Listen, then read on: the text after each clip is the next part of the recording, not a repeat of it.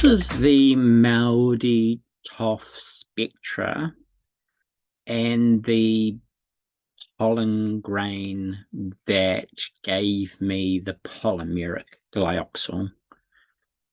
I've only found this once, but it provides a different understanding.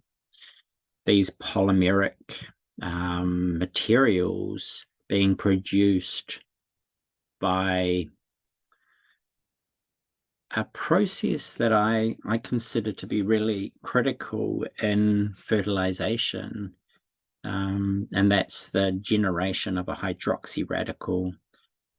And the hydroxylation of the phenolics within the pollen is mediated through this hydroxy radical system, and it's a photo-Fenton chemistry system that uses light and the photoreduction of one atom of iron in order to generate the high energy reactive form of iron, Fe2+, which then reacts with hydrogen peroxide to produce the hydroxy radical.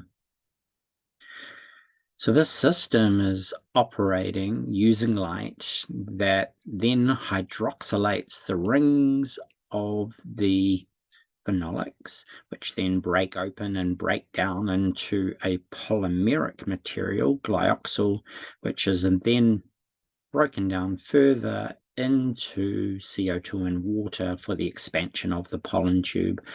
And I've managed to capture that polymeric glyoxal at this stage. And this is what I believe to be the critical event in the methyl glyoxal story of Manuka honey. The actual pollen grains are involved in a fertilization process while still kind of maturing in the honey, and that's leading to this fluorescent polymer being present, and that gets released into the pollen over time. So it's a different understanding compared to what has been told previously, is that dihydroxyacetone in the nectar changes to methyl glyoxal over time.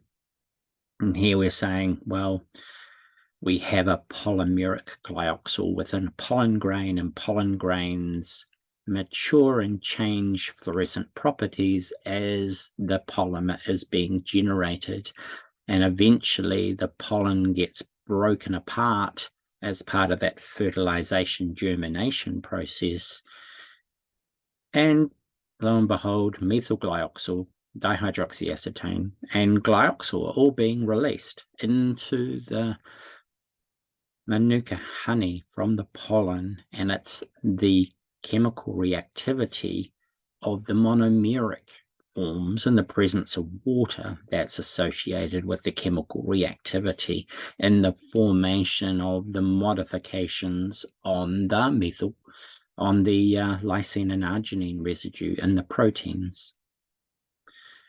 So it's a similar story, but it's a different story because it relates to the pollen that's present.